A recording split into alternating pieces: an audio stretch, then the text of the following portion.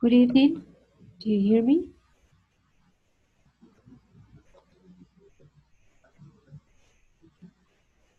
Hello, Belisario. Do you hear me?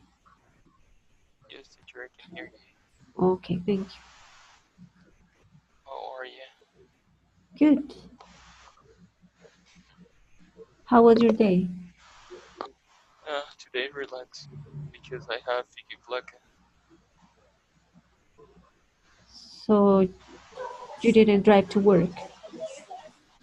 Yes, because in the morning I work in the school, but in the afternoon I have private classes, like personalized classes. So I can have many of them today. Okay, so So you stayed home. and besides I have this class, so I need to come back early. Uh-huh. Okay, good. I'm going to share my screen to start the encounter and to discuss the topics that you studied, that you all read last week.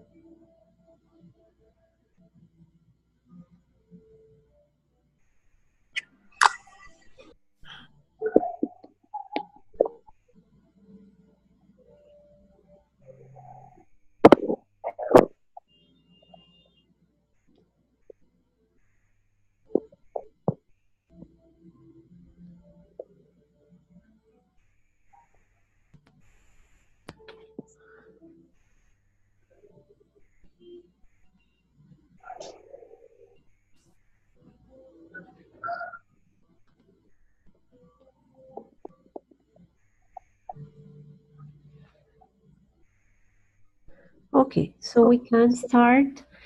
The idea is to review the information that you read last week about language dialects and varieties. So I would like to start by asking you, um, by telling you that it is important for teachers who are language teachers to identify those concepts.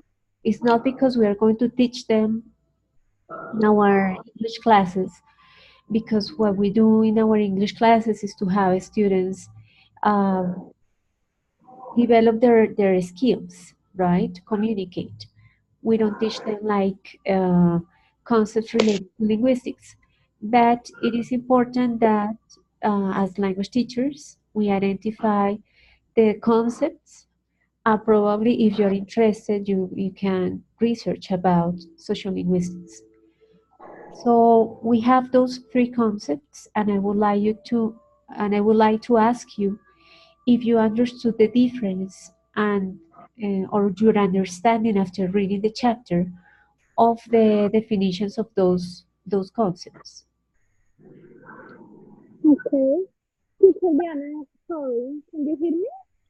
Diana, we can hear you. Okay, sorry.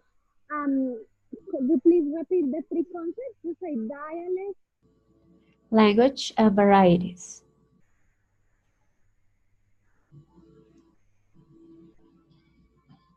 Right. So your understanding about the definition of language and also the definition of dialects and varieties. Who would like to mention what you understood?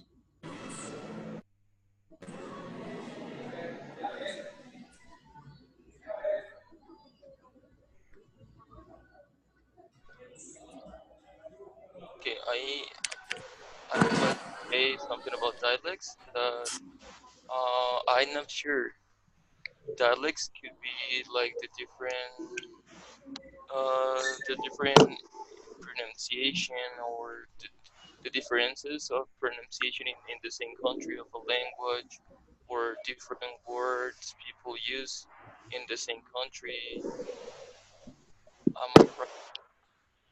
Okay.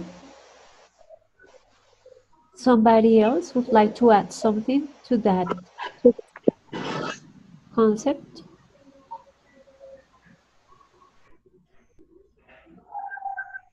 Hello, teacher. How are you? Hello, Carlos. Okay, what I understood is that, for example, what I was researching is that, for example, the most of language came from dialects, yeah, and then all these dialects start becoming languages. Now we can see that dialects can have different varieties even in in the same areas, in same regions. Yes, that is the reason that varieties, because I found that dialects and varieties are almost the same. But when I started researching, I found that you can find different varieties in a same region. Yes, in the it's like a root of like a arm of the dialects of a dialect. Okay, thank you, Carlos. Okay. Somebody else wants to add something? Can I mention something? I don't know. Sure, Diana, go ahead. Okay. It's just my the speakers are not very good, so I cannot hear very well. Good evening, everyone. I just wanted to add it to my colleagues, my classmates' comments. Is that something that I do in my classes to do with dialects is maybe get them to listen when I do listening exercises, get them to listen different accents, different dialects from one country, for example, a speaker from Australia or another one from England or Jamaica. So they get used to the accent of different dialects in different regions. And when they get actually the opportunity to speak with a native speaker, they won't feel blocked or they won't feel that they don't understand, but they will feel confident when they speak. So that's one exercise that I do to train the students with different accents and dialects, just listening different people from different parts. Okay. Thank you, Diana. Somebody else wants to add information about definitions or your understanding of those concepts? Yes, teacher, I will do it, please. Okay. Okay, I understood from varieties that it's like it refers to the forms of language, but is determined by social factors, and it may change like from different regions, or situations, or depending on the like the situation, or to the people who we are talking to. And actually dialect considers it's like more like systematic features, like phonological, lexical, grammatical, and those are the characteristics that distinguish these from varieties of the same language. I don't know, that's what I understood. Okay. Thank you, Carolina. Somebody else? What's your understanding of the three concepts?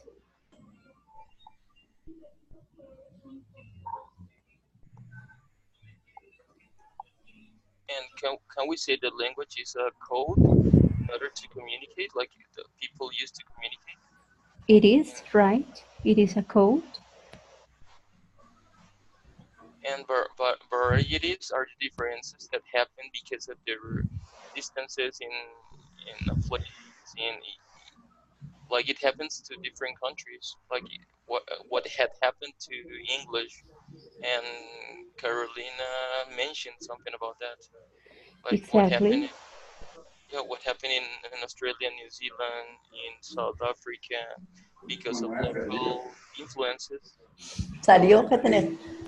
So, and the English change in pronunciation, besides in some terms are different. Okay, And so yes, it's Belisario. because I almost forgot. Luis Carlos told me to inform you that he's going to be late. He had a problem. Okay, thank you.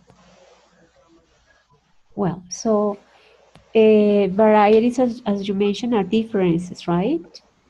And Carolina mentioned something important, which is that those differences are socially constructed, so that people decide those differences in the society and also for political reasons. Yes, so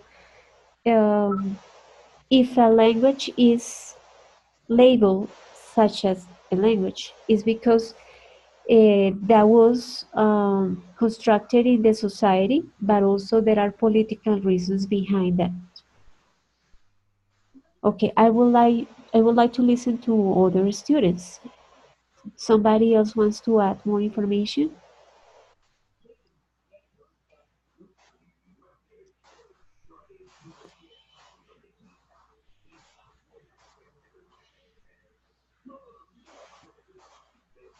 Teacher, for Jaime? me, for me, language is a set of words which people communicate between them. Oh, yes. And dialects is the different accents that people use in the same country. And barriers are Varieties? the barriers are the different um, accent that the people use in the same region, maybe. Well, we are going to talk about that. Thank you, Jaime. Okay. Somebody else? Yes, teacher, this is Alex. Alex? Well, I can understand that like dialects is like like different forms of languages, like depending on the region. I think the ethnicity also, and the class, and accent would be more like the way of pronunciation of a certain language. Like for example, okay, in Colombia we have different dialects. I mean, I don't know if I'm wrong, but I think like Paisas speak their dialect, no? Yes, you are right. That's called Costeños, regional dialect. yeah, that's what I kind of understood. Because it's the first time I see this kind of topic, so I'm interested in learning more about this. That's all I Okay. have. Thank you, Alexander. Thank you. Somebody else? Can I add something else? Sure, Diana? Yeah, I was just thinking, I was just checking the notes that it's so important also, not only that the students learn to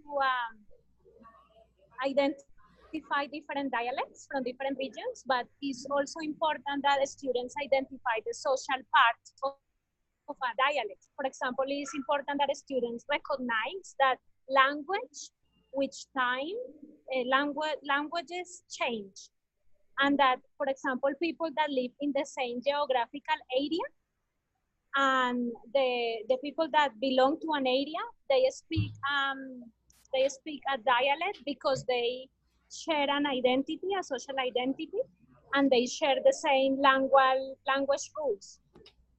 So it's not only important for the language aspect that students understand, but also that they analyze the social part of the dialects. For example, when people analyze the different accents at the south of the US, they realize or they learn more about the culture of the south part of the US. So it's not only the linguistic part, but the social part as well.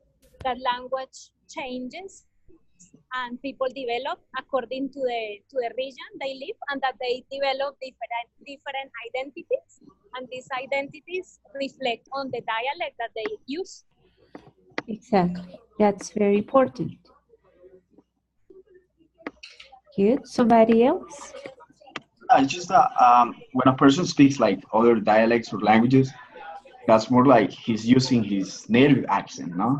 So it's like dialect is like a combination of accent with vocabulary, and it's like dialect and accent is like a branch of like the language. I don't know. I'm Okay. just saying what I think I can understand. All right. Teacher, Yes, so Jaime? barriers is like a register. It's one part of it. I'm going to explain that. Okay, teacher. Good. I'm going to read Juan David's answer because his microphone is not working well. He wrote, according to the reading, the language is a dialect that by power and social political situation is recognized as the ideal language and the official language of a community. Okay. So what social linguistics says is that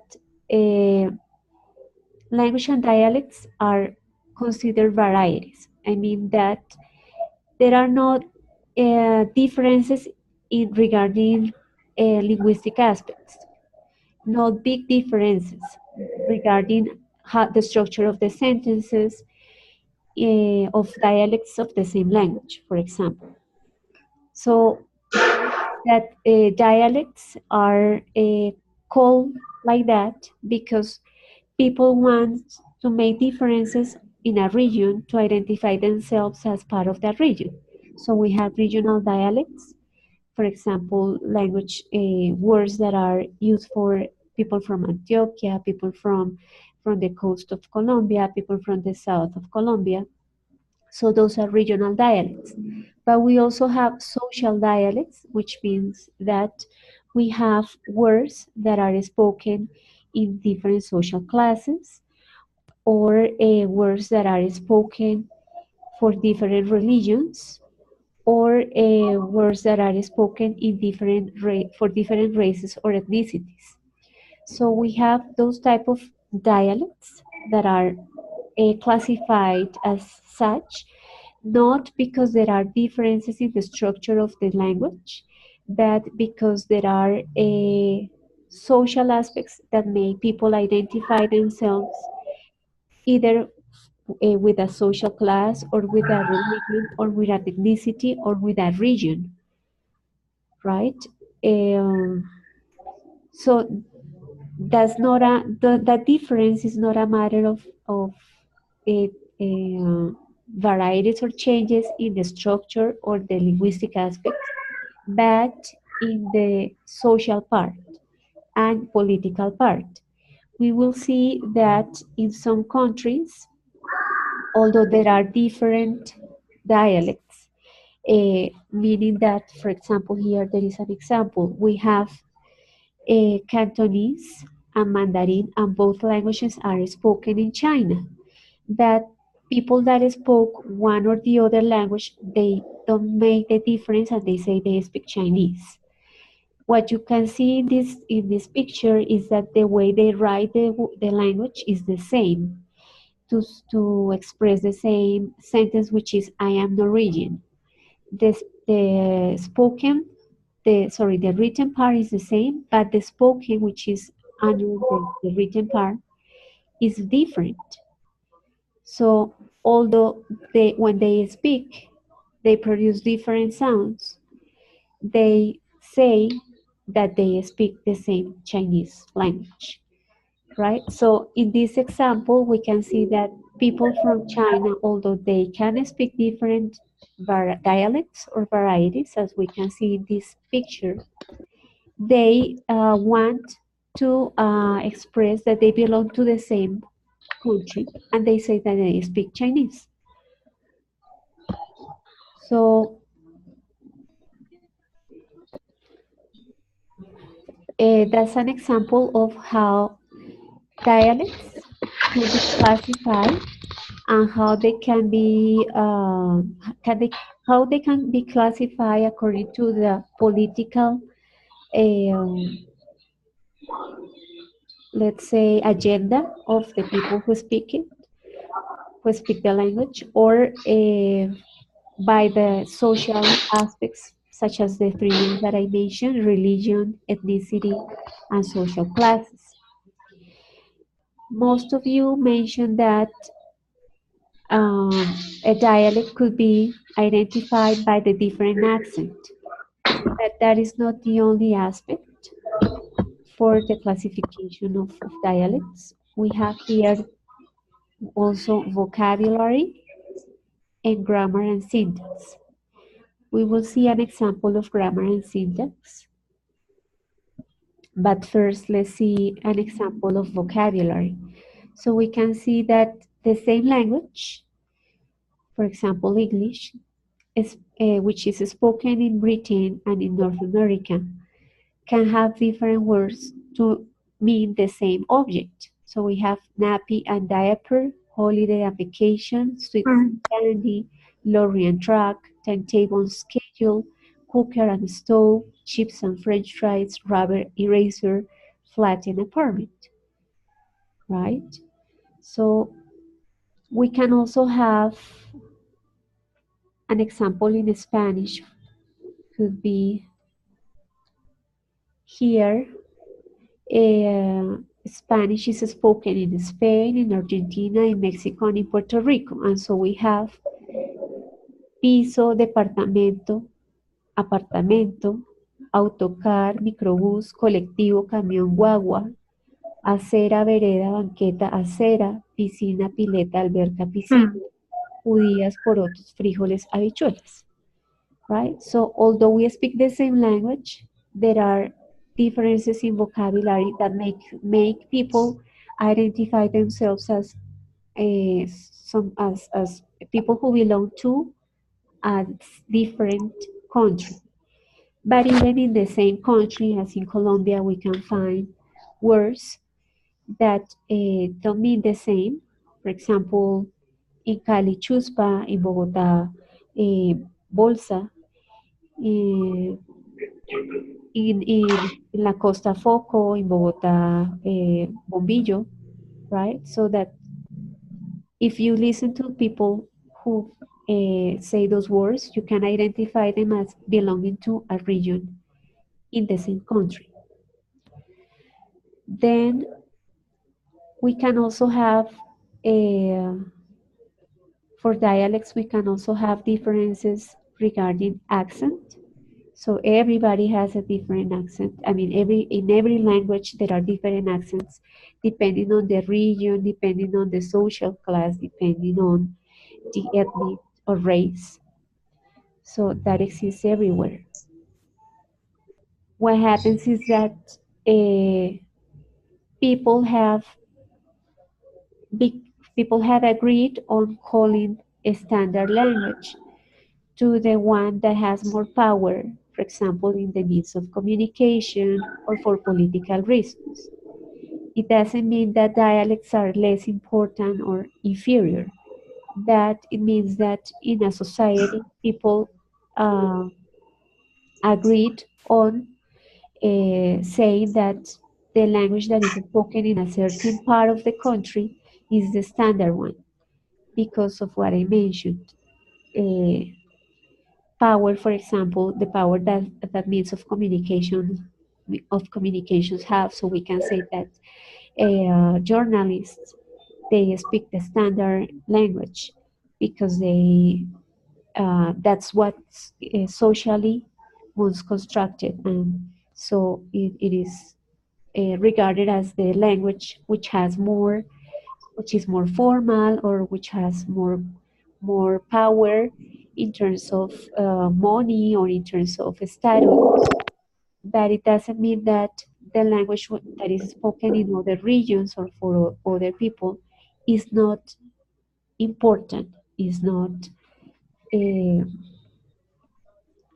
is not a language. It is a language. So that's why social linguists say that uh, the difference that is made between a language and a dialect is not in terms of linguistic aspects, but in terms of what people socially constructed or what for political reasons has been established.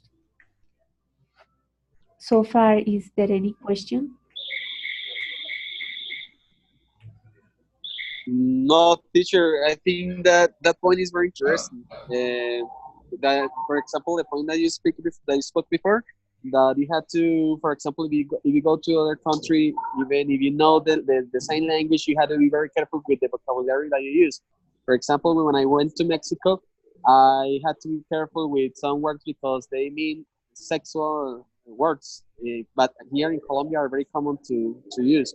Just to express, for example, if you say chaqueta, chaqueta is something that you can wear on, yeah. But in Mexico, is when you, for example, it's a sex word, and picar is like having sex.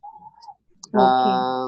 Okay, and the other point is very important. The power and solidarity in context of social linguistics, because, for example, sometimes we live apart. Uh, for example, the Indians. Yes, you see, for example, when I went to the Amazonas, I didn't know that these people can speak in a same trip. They can speak different dialects. Where, for example, because you can find the jaguars, you can find many tribes from this area, and they had to learn common words that so they can communicate each other. Uh-huh. And they speak, Yes, it's, they are in the same country, but they yes, have some yes, variety.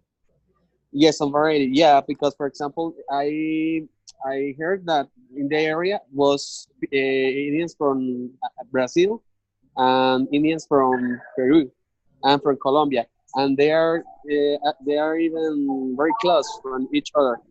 Um, and it was really cool because you can see that all of these tribes it has different dialects, and they have, even when they have like common parties that they celebrate all these, how can I say this, they have a special party in the year so that they can meet together and they can find girlfriend or boyfriend, and so they can start sharing their own languages, and they can learn, yes, their varieties of dialects.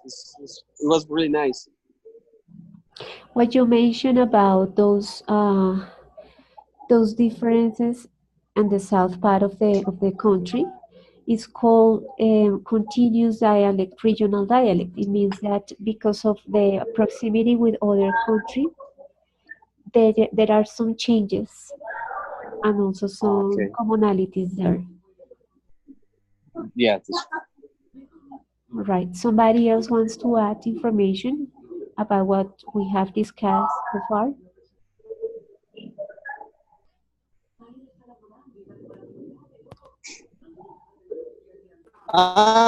Teacher, I have other for this point. At the time to be teacher, because what was happening is that all these Indians were learning Spanish and they were getting lazy about speaking in their own language. So the government, there were some linguistics that found that if they send teachers to these areas, they had to speak their dialects because all these people were getting lazy to speak, because they found that Spanish was easier to speak than their own varieties of language. So the government had to be very careful in at this point. Okay. Yeah, because for example, all of this, for example, the children, and when I went, wouldn't want um, to speak their dialects because they said to me that it was easier to speak Spanish, and it was easier for them to ask food or to say something in Spanish than in their dialects. So their parents said that it was a shame because they were losing their customs, their culture. They were losing a lot of things because when they started receiving all this help from abroad. Yes, once those tribes, those indigenous people are contacted by let's say the other um, by the other people in the country, that affects them. I mean, they start changing, and they start losing many things, their language, Yeah. their habits, um, their beliefs. So that's one part of or what you just mentioned is an example of how the called standard Spanish, in the case of what you just mentioned, is affecting Yeah. the varieties in the south of the city, in the south of the country, sorry. So if those tribes, if those indigenous people resisted that, let's say, to those changes, that in social linguistics it's called solidarity. They keep their language, if they keep their their language in the case of social linguistics would be solidarity to maintain Yeah. their identity as people who belong to different indigenous communities. Yeah, that's right, teacher. Okay, somebody else wants to add something else?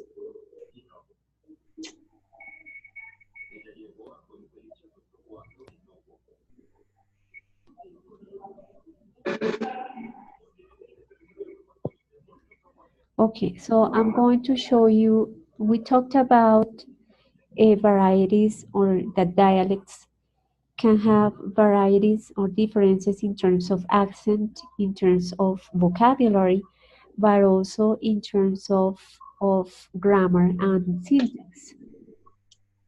Well, here we have other example of differences in terms of vocabulary. In the same country, some people can say soda and some people say pop. We discussed that last encounter. Here we have that accents can vary in the same country regarding the region. That happens in every country, but also regarding the same language in different countries. So we can have American English accent, British English accent, Australian English accent, etc. Right? Regarding the differences in grammar, we can see here the example of the use of have got and have. So we can explain students that have got is more used in Britain or in British English and have more use in American English. And the structure changes when we make a question or when we answer in a short way. And even in spelling, teacher, like for example, center or center in England is Exactly. written in a different way, or like they love they use the Z. For example, in determination, like Asian, it's it's very common Z in the use instead of S in Asian English.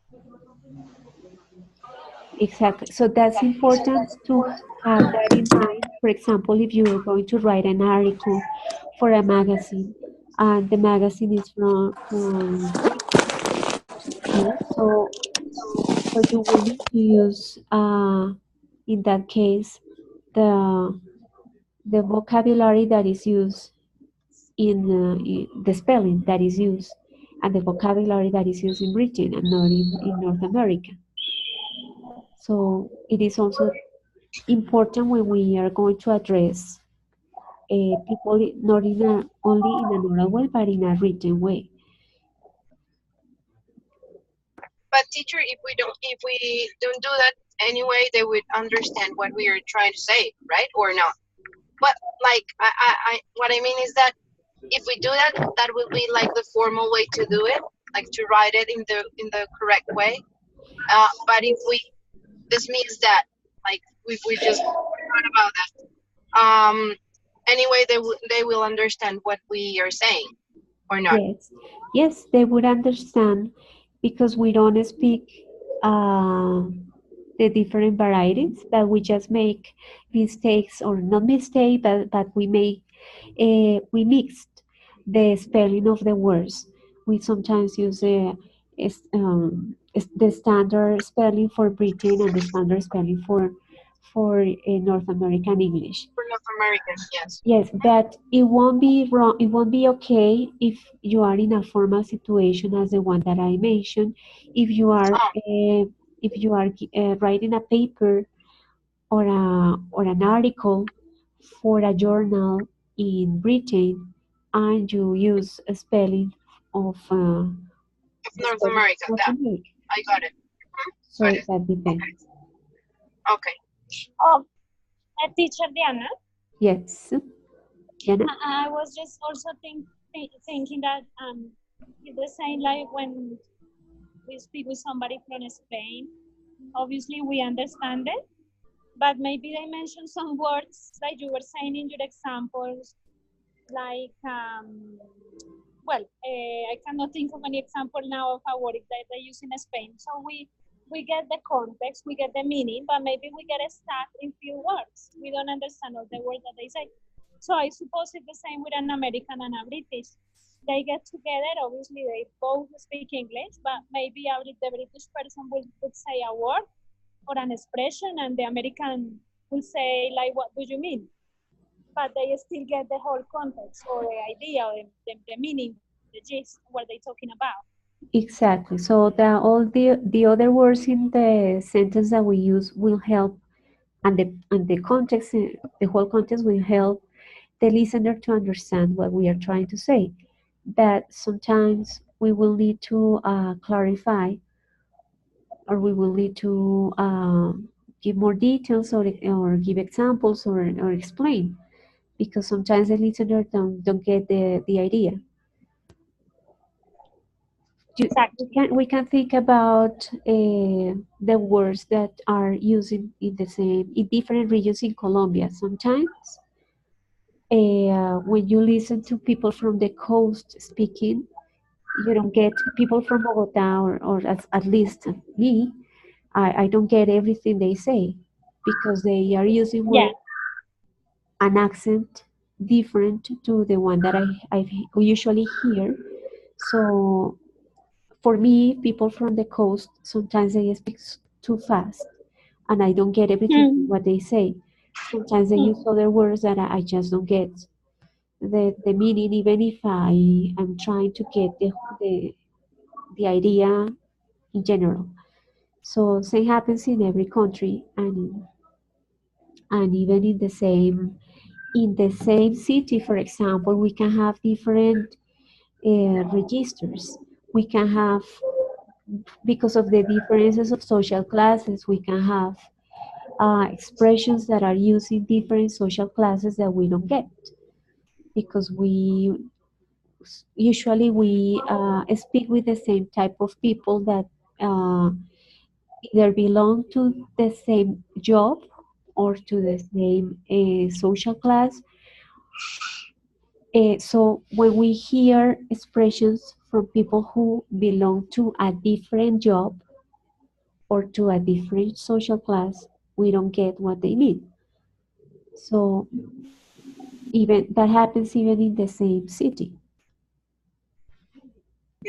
That's what happens, for example, in the United States when you are talking with a black guy.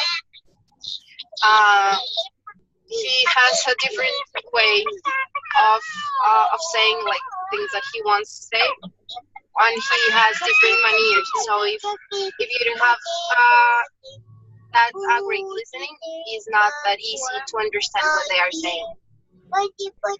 Yeah, so if you travel any other place, it will take a time to get used to that accent, to understand what they are trying to say, to understand. So that happens everywhere. Here, Luis Carlos shared with us some differences of spelling between British and American English, which is what we usually teach in our English classes. Uh, but don't forget that it is also necessary to make students become aware of the other differences in accents and in syntax. Let's see. Here we have that in this map we have English dialects in the British Isles. So the different colors represent the different dialects.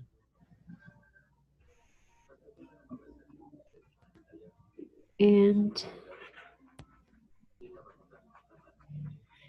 what we mentioned before about the standard language.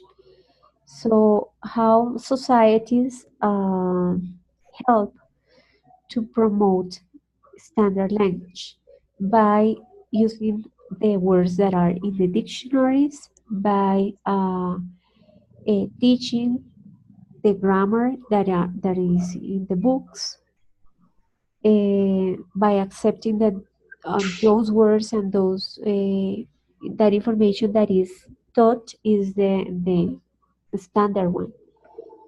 So sometimes we say if the word is not in the dictionary, it doesn't exist. So you are making that word up. Yes, but the word is very used in a certain region of the country. But we just don't accept that that is a word because it's not in the dictionary. So we say no, but that's what is in the dictionary is the correct word is the language that everybody needs to use. So when we have that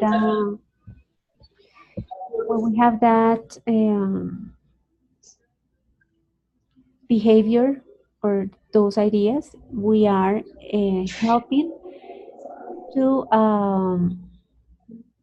or we agree on the idea of a standard language, which is the one that is correct. And we are helping to the idea that the varieties are the wrong ones. Here, I would like to say a word that is very used and very common here in Santander, but it's like I would say that it's not in the dictionary, so it's like bregar, bregar. Bregar. Uh, Right. I've heard it here too, in Cali. But it's not in the dictionary. If a lot of people start using it in the country, then it changes. I mean, and it is added to the dictionary. That happens with the word chévere and with other words that were not in the dictionary some years ago, but now you can find them. They get included. Yes, they include that because of the number of people who use it in Well, the same country. co- coming back to the standardization of a language, could that be to some political processes? For example, when economy tends to flow by certain places or certain cities, so the accent in that place it becomes the most well known for that particular language. See, for example, what could I say? For example, well, I don't know. It's just an idea that comes to my mind. Yes, you are totally right. So, for example, that's why since the most of the ministries are located in Bogota, most of the companies are located here.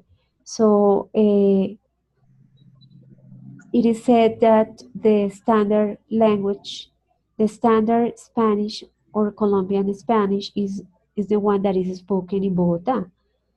And it's just an Well, idea that is connected with what you just mentioned, with with economic aspects.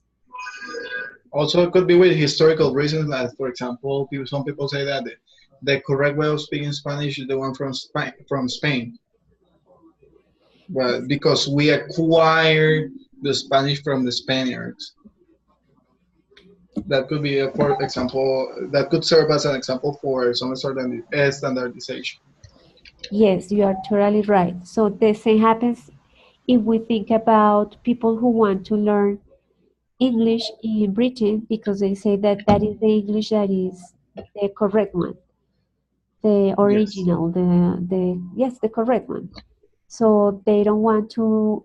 Some people don't study English in North America because they say that that is the wrong one. I mean, the variety, the dialect, the one that was modified, and that the original is in Britain.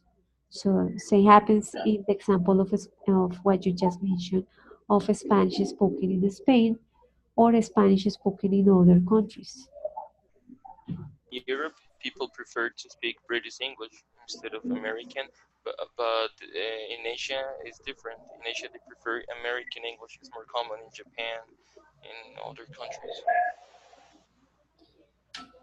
Right. Well, in here in Cali, is American English more taught. It's taught way more than British. Actually, I don't know any institute where in here in Cali where it's only British focus. Usually, there are certain parts in the courses where you can get to listen to some British accents or some British audios, but most of the time it's all American. I think it's because we have had more political and economical contact with American English than Well, with that's right. Americans than Yes, with English people. So that's absolutely. why we are teaching American English more than British English. I'm going to read what David wrote because, as I mentioned, his microphone is not working. He wrote, and it's worse with different countries. For example, when you listen to a Cuban, you don't understand them easily. That is a problem when a L2 learner try to understand some native speaking. So what is the function of the linguistic in that case is it has to be defined by what is correct and incorrect, or just an explanation and comprehension of the target language. Okay, what do you guys think about those questions? What is the I function think of linguistics in those cases? I think with the functional linguistics in that case is just setting apart like where each word comes from and the meaning according to its place of origin, right? Because just getting in the debate whether something is wrong or correct is a little bit prescriptivist. We don't want to just state this is okay, this is wrong, because language varies along territory, along countries, and even when we have the same language, for example, English, all around the globe, you'll see that some accents are really difficult to catch, as Indian English, as Irish English, and that kind of stuff. So just saying what is correct and what is wrong is just make things super simple and I think rather useless But I would for like our to purposes.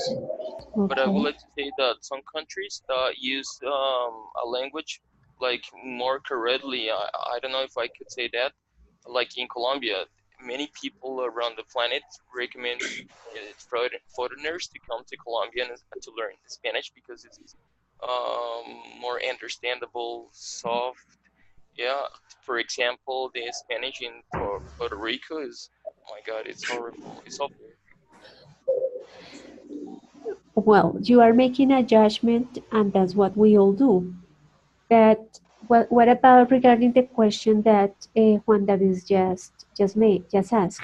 He asked, "What is the function of linguistics in the cases of those differences, of those varieties?" So maybe just determining what variety comes from what place and helping understand people's such differences. What you mentioned before, Luis, is what actually linguistics task is the task of linguistics is not to judge, but just to describe what societies, the rules of societies, because who determines what is wrong and what is right are the people who belong to a society. If most of the people accept that the word charity is a good word and is used for many people, so then the word appears in the dictionaries because of the number of users, right? So the task of linguistics is not to judge, but to describe the rules that the society creates. Societies create regarding the use of the language. Or probably compare and analyze and compare the differences. Probably not judge, but analyzing the differences, or yeah, like in this in this country people don't pronounce these letters and something. Exactly. That is the what social linguistics uh, social linguistics do. For example, they are the ones that made those maps after studying and analyzing the different accents or differences in vocabulary and in grammar of the same language in the same country. So they say there are this number of varieties, and they are the ones that make this type of maps to explain that in some places, for example, a letter is pronounced in a different way or a word is used to mean a different thing. Yes, like for example in Scotland, some people pronounce English like kind of German. It sounds like kind of German, like sounds German pronunciation. It's so weird. Because of the proximity with other countries, for example, in Europe, they have those regional dialects that are continuous, that if they are closer to the limit, to the borders, they have a dialect that in order to communicate with the people that are their neighbors. So Yeah, they can probably have, because the invasions that happened a long time ago, like the history of English. right, it also comes from history, though all the changes uh, well started a long time ago, but also continues. The changes are are ongoing changes regarding the use Like of the language. with you, those historical changes, you mean the ones that, for example, that are found when you compare two languages and you try to find where a word comes from and that stuff. Exactly, good. So we can see that English has some words that come from French, and we say why? Because sometimes, because in the history of English, they had some sometimes sometime in the history of English of England, they had French people or French government or French went there and mix the words. So that's why we have some words in English that come from French or that have French origin, and that happens in other languages. Well, I'd like to add two things to what we are discussing. Well, one, we can see some traces of that in certain historical events. For example, when English people were dominated by French, they left something that, for example, well, people in that time they just worked for the French people. Usually, the French people was the one that had money, and they left and they in the royalty they used to eat the pig and the chicken, and that's what leave us words like pork, poultry. But when we refer to the animal, we refer as chicken and pig. See, two different ways of referring to the same product, but just one comes from when that animal is prepared and served on the table. And also, well, it's just as a as a fact, you can see a similarity between languages, at least in the European languages. For example, when you say number two, due, dos in Spanish, zwo in German, and so on. Languages share a common. Um, they share some Roots. things, some common characteristics and common Uh-huh. roots. So that's why when we see the classification of languages, we can find in Google, for example, the roots of the languages. So that's why we have some ones that have the Latin root or origin. Others have, for example, German has a different root. That's why the words are so different, as well as the pronunciation. So that's part of the historical origin of the languages. Exactly. Something important is what we talked last class about register and style and genre. So what is the difference between those words? Register, style, and genre.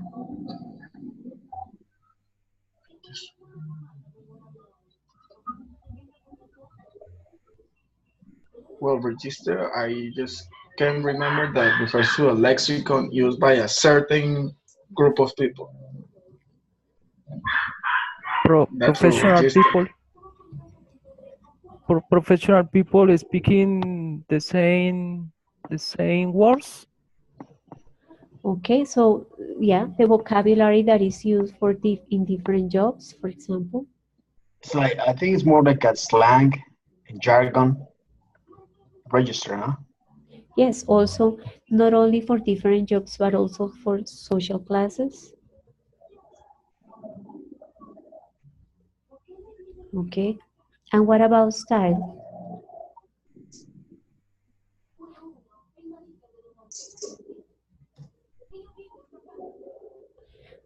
Sorry, teacher Diana, can you repeat the question? I just didn't get what you say at the end. What is the word style associated with? What is the word style associated with? Yes. Okay, thank you. It can be associated to different things, different contexts. Like you can have different styles of food or styles of the way that you dress yourself. Or And regarding so, linguistics? sorry. For, for example, when you talk about style, you may be talking about, well, as you said, the context, but the situation, if you're formal, informal, your speech, Formal, you may have right. the same register, the same words, but the way you speak and you express yourself is not the same. You adjust it according to the context. Exactly. So, Sorry. yes, Diana? There was in the book, the sociolinguistic book that teacher Diana asked us to read, there were so many examples for styles. So the first one, it was about different greetings. So the way that you greet your manager, the way that you greet your boss, the way that you greet your friends is obviously a different style, but also styles have to do with the place that you are. For example, you can be in a restaurant with your friends, or you can be in a formal interview. So everything is reflected. When we speak every day, our style is reflected. Okay. Good. And what about genre? What's that? What about, can you please repeat? What about? Genre? What is Usually, Oh, genre. Okay. Genre what I remember regarding from genre is like it overlaps with the register and also the style. See, it's like the combination of those two, and usually it's in the written form, in text. For example, when you write a recipe, when you write an article, when you write a paper, or I don't know how to say it, una columna del periódico. exactly There are different cases. articles, newspaper article. Article, okay. Hmm. What it has to do with those two, with register and style? Exactly. So we mentioned in the last encounter that it's very important to teach students that there are these type of things. So by the time they have an informal or a formal context, they can use the proper sentences or words, as well as register if they are in uh, if they are talking to a group of linguistics, or if they are talking to a group of lawyers, they will use or listen to different words that are used in those situations. It's not possible like to teach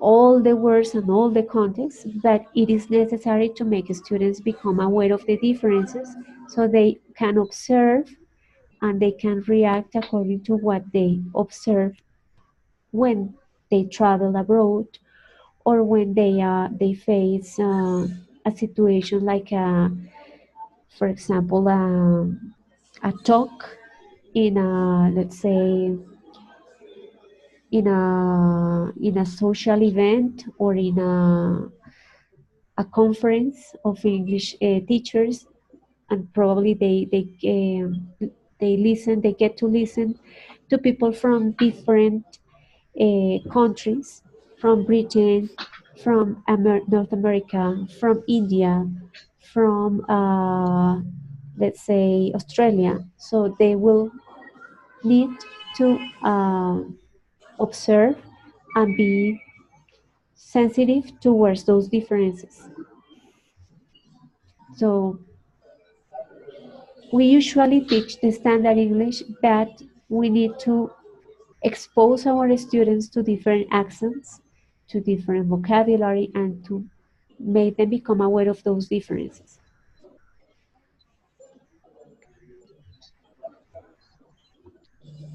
Do you guys have questions or comments about this?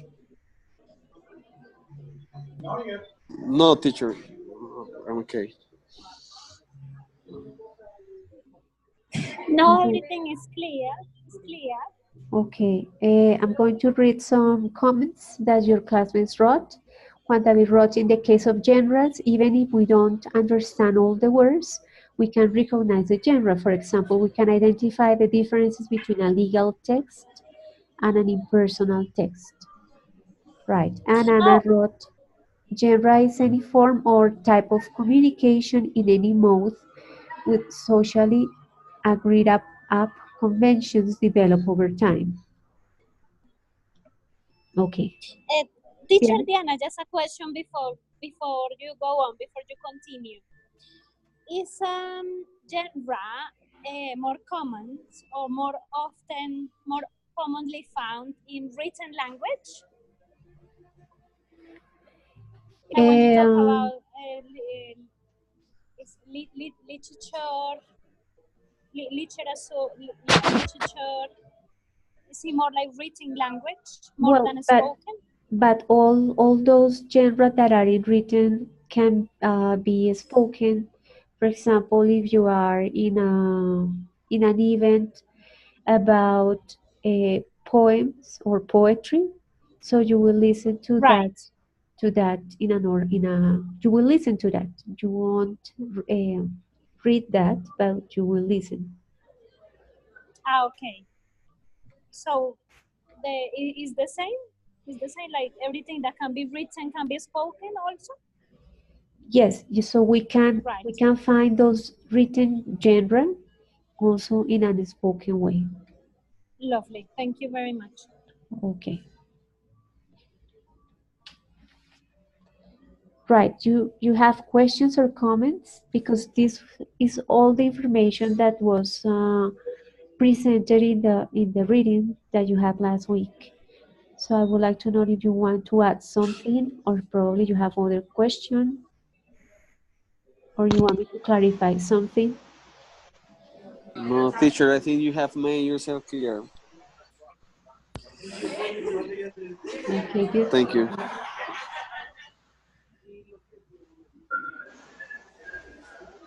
Nobody? No, teacher. No, teacher, no more points. No, teacher. All clear. Great. So this week you are also working in groups to answer the questions for the task that you have to upload this Sunday. So again, what we will do next week is to review what you are reading this week, right? I'm going to stop the encounter because that's all the whole information that we needed to review today. Okay, teacher. Thanks for your participation, everybody. No, thank you, teacher. The class was very entertaining today. Well, thank you. It was very interesting, yeah. Yes, excellent. It was excellent. Oh, teacher, I was thinking about something. Thank you, teacher. See you next week. Okay, Luis? Thank you, teacher. Yes, it's just that, for example, that map you have drawn in the sixth slide, it shows the colors in the map. Yeah, that map is like when a color finishes and it changes to another color. It's like the accent stop there and it starts being another. And I think it's nice to have in mind to keep in mind that there is a dialect continuum in there.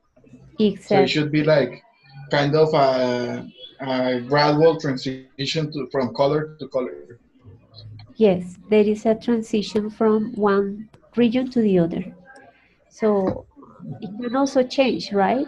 If people from Texan accent start or move to the uh, place where the country accent is spoken, then we will have a new variety.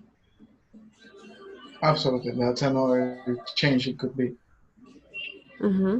But for The, example, people living between the Midwest accent and the Texan accent, just right in the middle of the line, they will be speaking a dialect that could be between both. They could have features of one and the other. yes, you are right, and it's important to remember that those changes are ongoing changes. So it's not that this map will be forever the same.